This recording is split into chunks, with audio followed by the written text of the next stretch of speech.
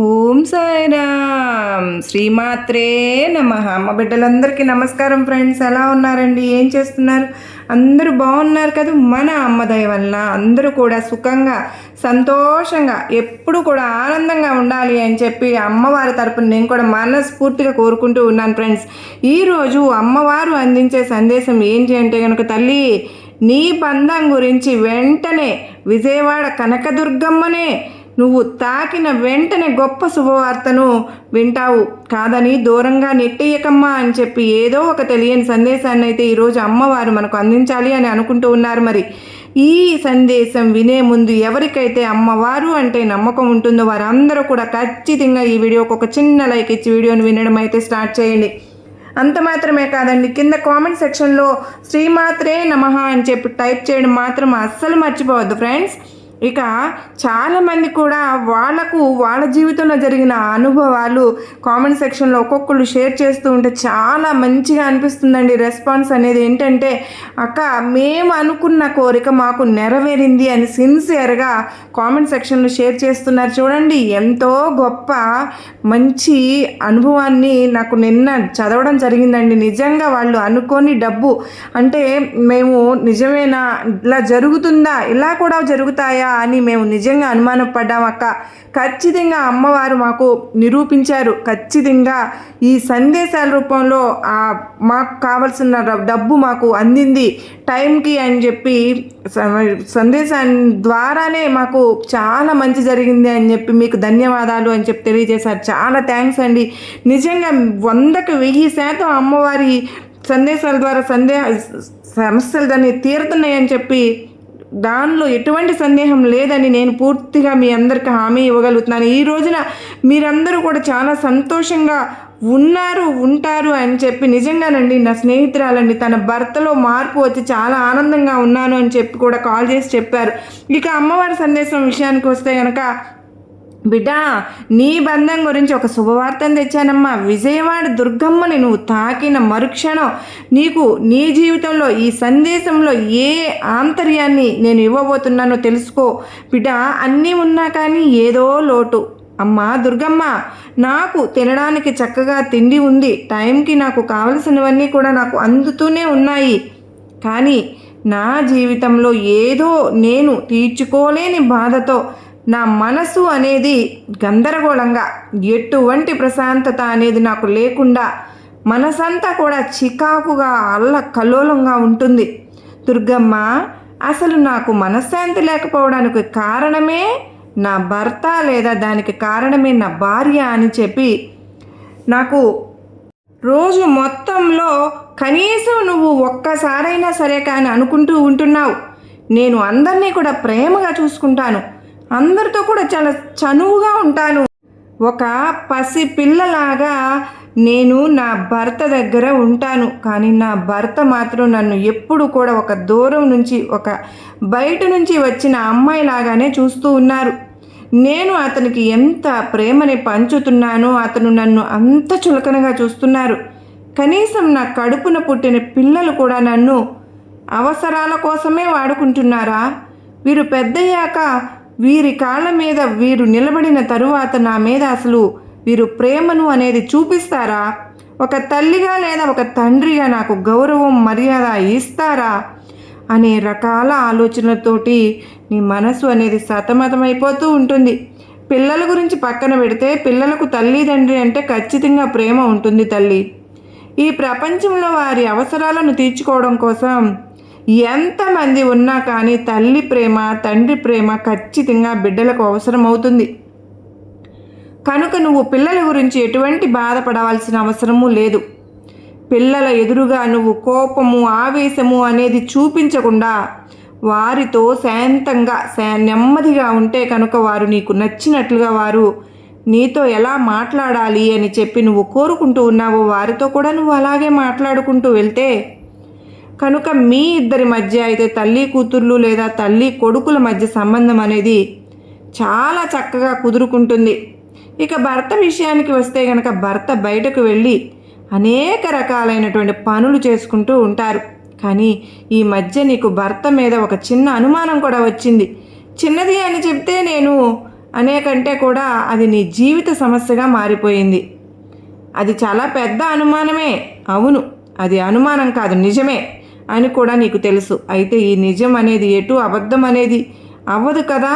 కానీ అక్కడ ఉన్న ప్రాబ్లం ఏంటి అంటే అని చెప్పి ఆలోచించుకుని ఆ యొక్క సమస్య అనేది పూర్తిగా నువ్వు దూరం చేసుకోగలిగితే కనుక నీ యొక్క భర్త లేదా నీ యొక్క భార్య ఖచ్చితంగా నువ్వు చెప్పినట్లుగా వినే అవకాశం అనేది తప్పకుండా ఉంటుంది బిడ్డ. ఎప్పుడైనా కానీ ఒక భర్త తన భార్య గురించి కోరుకునేది ఏంటి అంటే కనుక తల్లిలాగా ప్రేమను చూపించడం, స్నేహితురాలాగా తన కష్టాన్ని అర్థం చేసుకోవడం, తోడబుట్టిన వారిలాగా తనతో చనువుగా ఆప్యాయతగా ఒక చిన్న లాలింపును తన భర్త కోరుకుంటూ ఉంటారు. అటువంటి ప్రేమను ఏ స్త్రీ అయితే అందిస్తూ ఉంటుందో తనకు ఆ భర్త దాసోహం అయిపోతారు. ఇదంతా కూడా నేను ఎందుకు చెప్తున్నాను అంటే కనుక బిడ్డ, నా బిడ్డ కష్టంలో ఉంటే ఒక తల్లిగా నా బిడ్డ బాగోగులు చూసుకునే ఏకైక పూర్తి బాధ్యత అనేది ఖచ్చితంగా నా మీదే ఉంటుంది. నా బిడ్డ నా పాదాల మీదకు వచ్చి నా భర్తని మార్చు అమ్మ దుర్గమ్మ అని చెప్పి కన్నీటిని కారుస్తూ ఉంది.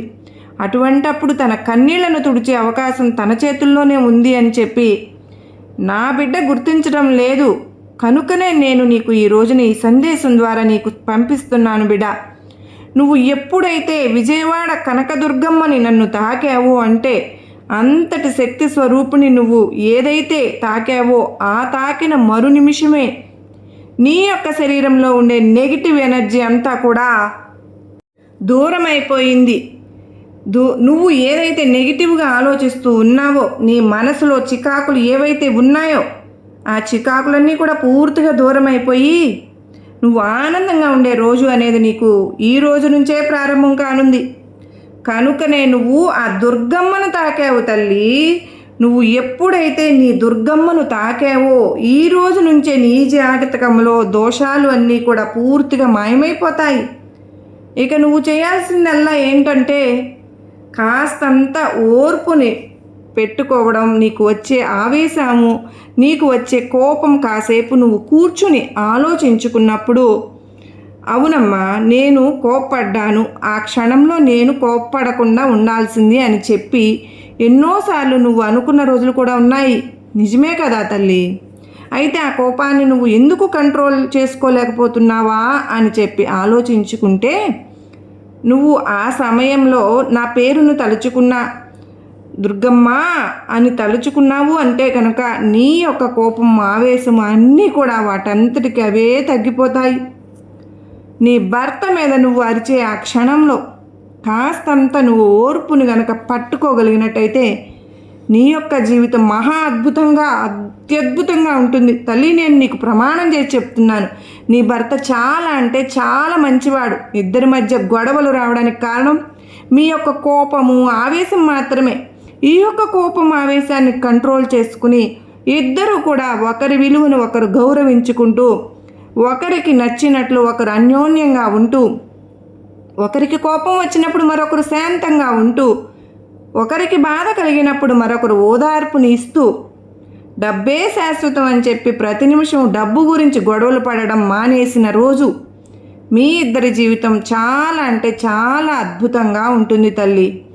ఎప్పుడైనా సరే కానీ నువ్వు అంటూ ఉంటావు కదా, నీ భర్త వెళ్ళి ఇలా సంపాదిస్తున్నాడు అంత సంపాదిస్తున్నాడు కానీ చివరికి ఒక్క రూపాయి కూడా మా దగ్గర నిలవడం లేదు అని చెప్పి.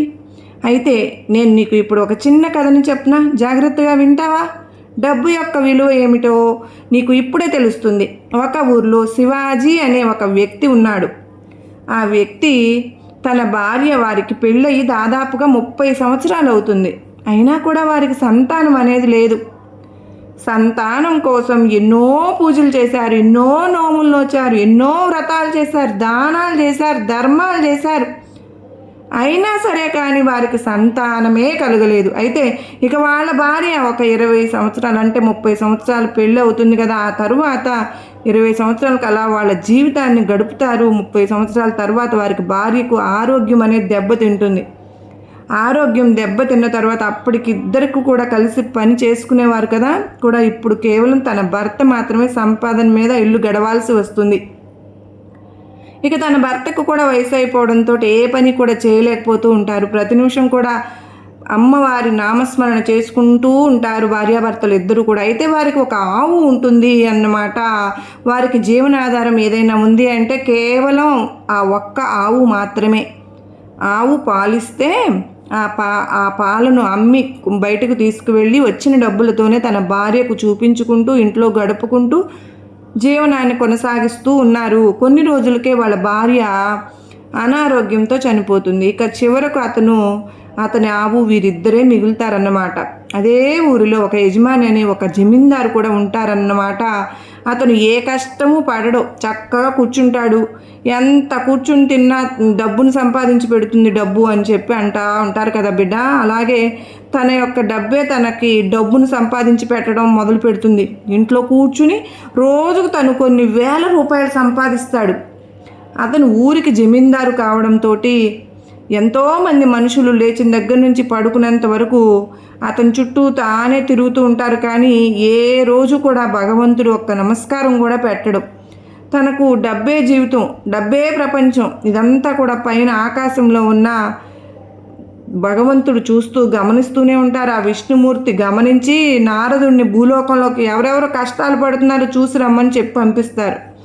అప్పుడు నారదుడు ఇక్కడ ఆవుతో ఉన్న ఒంటరి వ్యక్తిని చూసి హరినామస్మరణతో భగవంతుడి ధ్యాసలో అమ్మవారిని తలుచుకుంటూ గడుపుతున్న అతనికి ఆ నామాన్ని చూసి కష్టాలు పడుతున్నాడు అని చెప్పి అనుకుంటాడు. అదేవిధంగా జమీందారుని చూసి కనీసం దేవునికి పేరైనా కూడా తలవడం లేదు, ఎంతటి సుఖవైభవాలు అనుభవిస్తున్నాడు అని చెప్పి అనుకుంటాడు. ఇదంతా కూడా వెళ్ళి విష్ణుమూర్తికి చెప్పి, ఎందుకు స్వామి, కష్టంలో ఎప్పుడూ సతమతమైపోయే వాళ్ళకి నువ్వు కష్టాలే ఇస్తున్నావు.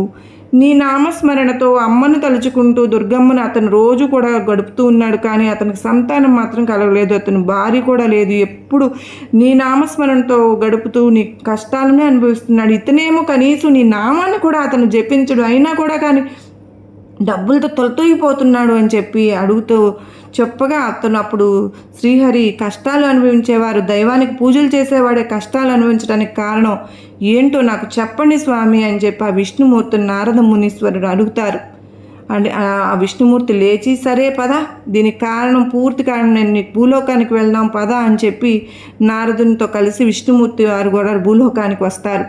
వీరిద్దరూ కూడా భూలోకానికి వచ్చిన తర్వాత వేషధారణ మార్చుకుని భిక్షాటన రూపంలో ఇద్దరు కూడా ముందు ఆ జమీందారు ఇంటికి వెళ్తారనమాట. జమీందారు ఇంటికి వెళ్ళి తలుపు కొడతారు. తలుపు కొట్టి భిక్షం వేయమని చెప్పి అడుగుతారు. మీకేం పని పాట లేదా ఏంటి? ఇద్దరు చూడడానికి బాగానే ఉన్నారు కదా, నేను మీకెందుకు భిక్షం వేయాలి? మా ఇంట్లో ఎటువంటి భిక్ష వేయడం అనేది జరగదు, వెళ్ళిపోండి అని చెప్పి దారుణంగా అవమానించి ఆ జమీందారు ఇతన్ని పంపించేస్తారు. అంటే నారదుడు విష్ణుమూర్తిని పంపించేస్తారు. ఇక వీరిద్దరూ కూడా అప్పుడు ఆ పేద ఇంటి వ్యక్తికి వెళ్తారనమాట. అంటే గోమాతను పట్టుకుని ఉన్నాడు కదా అతని దగ్గరికి వెళ్తారు. అతని దగ్గరికి వెళ్ళి అతను తలుపు కొడతారు. భిక్షం వేయండి నాయనా అని చెప్పి అడుగుతారు. విష్ణుమూర్తి అప్పుడు సంతోషం, మీరు మా ఇంటికి వచ్చినందుకు నాకు ఈరోజు ఒకరికి భిక్ష వేసే అవకాశం కలిగినందుకు నేను చాలా అదృష్టవంతుణ్ణి, కానీ తినడానికే నాకు లేదు, నేను మీకు ఏం భిక్ష వేస్తాను అని చెప్పి అనుకుంటూ మనసులో ఆవు వంక చూస్తారు. సరే, ఆవు పాలిస్తుందేమో, పాలు తెద్దామని చెప్పి వెంటనే లోపలికి వెళ్ళి గిన్నెని తీసుకొచ్చి ఆ గిన్నె నిండా పాలు పితికి ఇద్దరికి కూడా చెరొక గ్లాసును పోసి నారదుల వారికి విష్ణుమూర్తి వారికి ఇస్తారనమాట. వాళ్ళిద్దరూ కూడా పాలు తాగిన తర్వాత ఇప్పుడు ఇద్దరు కూడా పక్కకు వెళ్ళి మాట్లాడుకుంటుంటారు. అప్పుడు నారదుడు అడుగుతాడు, స్వామి, నువ్వే చూసావు కదా, జమీందారుకి చక్కగా ధనం ఉంది, అంటే ఆ భిక్షాటన చేసే అవకాశం ఉండి కూడా అతను భిక్షాటన చేయలేదు. ఇతనికి భిక్షాటన చేసే అవకాశం లేకపోయినా కూడా ఏదో ఒక రూపంలో కల్పించుకుని భిక్షాటన చేశాడు. మరి మీరే వీరిద్దరికి ఏం వరాలు ఇస్తారో ఇవ్వండి అని చెప్పి నారదుని అడుగుతారనమాట విష్ణుమూర్తిని. అప్పుడు విష్ణుమూర్తి జమీందారుకు ఈ వరం ఇస్తారు. ఇతనికి ఇంకా ఆదాయం ఎక్కువైపోవాలి, సంపదలు ఇంకా ఎక్కువైపోవాలి, అతను ఏ పని చేసినా కూడా అతనికి బాగా కలిసి రావాలి అని చెప్పి జమీందారికి వరం ఇస్తారు.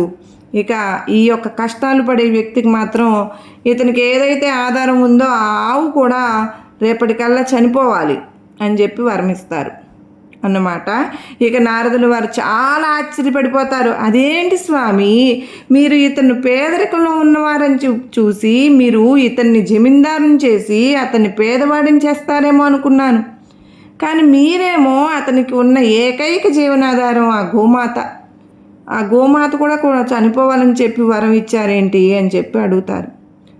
అప్పుడు దానికి విష్ణుమూర్తి చెప్పిన సమాధానం ఏంటి అంటే కనుక, నారదముని, ఇప్పుడు నేను అతనికి అంటే బాగా డబ్బు ఉన్న వ్యక్తికి వరం ఇచ్చాను కదా, అతను ఎప్పుడు కూడా మనశ్శాంతిగా ఉన్నదే లేదు. అతను ఇంకా డబ్బు సంపాదించాలి, ఇంకా ధనం రావాలి, ఇటు నుంచి రావాలి అటు నుంచి రావాలి అని చెప్పి ఎప్పుడు కూడా డబ్బుతోటే ఆలోచన చేస్తూ ఉంటాడు. రేపు అతను చనిపోయిన తర్వాత ఖచ్చితంగా నరకానికి వెళ్తాడు. మళ్ళీ అతనికి పునర్జన్మ ఉంటుంది.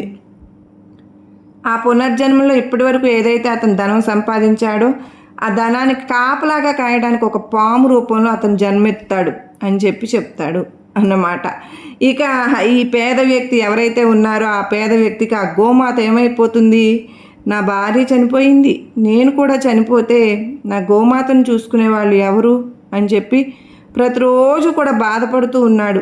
అతని కంటి ముందు ఈ గోమాత చనిపోతే ముందర అతనికి ఒక బాధ అనేది తగ్గుతుంది.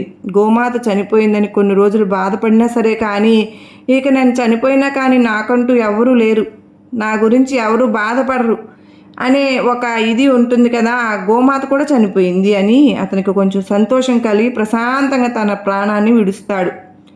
అప్పుడు అతనికి స్వర్గానికి వెళ్ళే ద్వారాలు తెరుచుకుంటాయి.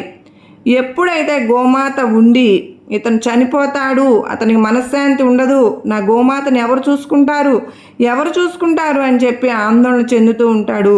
దానివల్ల అతనికి స్వర్గంలో ఉండే దారులు అనేవి తెరుచుకోవు. కనుక నేను అతనికి మంచి పనే చేశాను, మంచి వరమే ఇచ్చాను అని చెప్పగా అప్పుడు ఆ నారదముని విష్ణుమూర్తి యొక్క పాదాలకు నమస్కారం చేసుకుంటారన్నమాట. ఎందుకు అని అంటే అంతటి గొప్ప వరాలు ఇచ్చినందుకు. కనుక ఈ కథ విన్న తర్వాత నీకు ఏమర్థమైంది బిడ్డ? ఎప్పుడు కూడా డబ్బు అనేది శాశ్వతం కాదమ్మా. డబ్బు కావాలి, కానీ అవసరానికి మనకు ఎంత కావాలో అంత సమయానికి అందుకుంటే చాలు. అంతేకాని దాన్ని దాచుకోవాలి, దానికోసం ఇంకా కష్టపడాలి అని చెప్పి ఉన్న నీ యొక్క ఈ చిన్న జీవితాన్ని టెన్షన్స్ తోటి, ఆందోళనతోటి, ఒత్తిడులతోటి, ఏ ప్రేమలు లేకుండా గడపాల్సిన అవసరం అయితే లేదు కదా. కనుక ఇప్పుడు ఈ కథ నీకు వినిపించడానికి నీకు అర్థమైంది అని చెప్పి నేను అనుకుంటున్నాను. బిడ్డ, ఏది కూడా ఈ జీవితంలో శాశ్వతం కాదమ్మా. ఒకరికి ఒకరు ఎప్పుడు కూడా ప్రేమను చూపించుకుంటూ ఉండాలి, ఆప్యాయతను చూపించుకుంటూ ఉండాలి. ఒక స్త్రీమూర్తిగా నీకు చాలా శక్తి ఉంటుంది. ఆ దుర్గమ్మ తల్లికి ఎంత శక్తి ఉందో నీకు కూడా అంత శక్తి ఉంటుంది. కానీ శక్తి కొన్నిసార్లు ఓర్పు తప్పితే కనుక అది నీకే నష్టం అవుతుంది అని గుర్తుపెట్టుకో. కనుక ఈరోజు నేను చెప్పేది ఏంటి అంటే కనుక బిడ్డ, నువ్వు చక్కగా మంగళవారం కానీ శుక్రవారం కానీ ఒక తమలపాకును తీసుకుని ఆ తమలపాకు మీద స్వస్తిక్ గుర్తు వేసి గంధంతో స్వస్తిక్ గుర్తును చేసుకుని కింద శ్రీం అని చెప్పి రాసి దాని కనుక నువ్వు నీ పూజా మందిరంలో పెట్టుకున్నావు అంటే పూజించుకుని నీ యొక్క సంకల్పాన్ని చెప్పుకుంటూ తరువాత ఆ తమలపాకును గనక నీ భర్త జోబులో గనక పెట్టుకున్నట్లయితే నీ భర్త నీకు అనుకూలంగా మారతారు. తనకున్న ఆ ఇబ్బంది పెట్టే తనని తప్పుడు దారిలో నడిపించే అలవాట్లు ఏవైతే ఉన్నాయో ఆ అలవాట్లన్నీ కూడా తగ్గుముఖం పట్టి తను నీ చుట్టూ తానే తిరిగి నిన్ను ప్రేమగా చూసుకుంటాడు, నీకు ఇష్టమైనట్లుగా ఉంటాడు. కనుక ఇక నుంచి నువ్వు ఈ రోజు నుంచి దేని గురించి ఆలోచించాల్సిన అవసరం లేదు. ప్రతి శుక్రవారము లేదా ప్రతి మంగళవారం కూడా చక్కగా ఇల్లంతా శుభ్రం చేసుకుని స్వస్తిక్ గుర్తు రాసుకుని తమలపాకు మీద కుంకుమ బెట్లు పెట్టుకుని కింద శ్రీమాత్రే నమః అని చెప్పి రాసుకుని అమ్మవారి పాదాల దగ్గర శ్రీం అని పెట్టుకుని సంకల్పించుకుని ఆ యొక్క తమలపాకును నీ భర్త జోబులో పెట్టుకో. నీ భర్త ఇక నీకు నచ్చినట్లుగా నీకు అనుకూలంగా మారుతారు. మీకు ఎప్పుడు కూడా పాజిటివ్ ఎనర్జీ ఉంటుంది. ఎటువంటి కష్టాలు కూడా మీకు ఇక మీ జీవితాల్లో అడుగు పెట్టవు. మీ మీద ఉండే నరదృష్టి, నరఘోష అన్నీ కూడా పూర్తిగా తొలగిపోయి మీరు ఆయురారోగ్యాలతో ఆనందంగా ఉంటారు అని చెప్పి నేను నీకు మాట ఇస్తున్నాను. బిడ్డ నీకు నా ఆశీర్వాదములు ఇస్తున్నాను తల్లి అని దుర్గమ్మ వారైతే అత్యద్భుతమైనటువంటి సందేశాన్ని మనకు అందించారు కదా ఫ్రెండ్స్. ఎప్పుడూ కూడా మనకు అమ్మవారి మీద భక్తి ఉండి చక్కగా ప్రతి శుక్రవారం కూడా మనం ఇల్లు నీట్గా ఉంచుకుని అమ్మవారి మీద భక్తి ప్రపత్తులతో ఉంటే చాలండి. అవన్నీ చేసినా చేయకపోయినా అది మీ ఓపిక. మీకు చేతనైనంత వరకు మీరు చక్కగా ప్రేమగా మాట్లాడుకుంటూ ఇంట్లో ఎప్పుడు కూడా భర్త మీద ప్రేమను కనపరుస్తూ ముందు చెప్పుకున్నట్లుగా మన ఇంట్లో పుట్టింట్లో నుంచి ఎంత ప్రేమతో వచ్చామో అదే ప్రేమను మన భర్త మీద చూపిస్తే వారు మనకు అత్యంత ప్రేమను చూపిస్తారు అని అమ్మవారు చక్కటి సందేశాన్ని అందించారు. సర్వేజన సుఖినో భవంతు.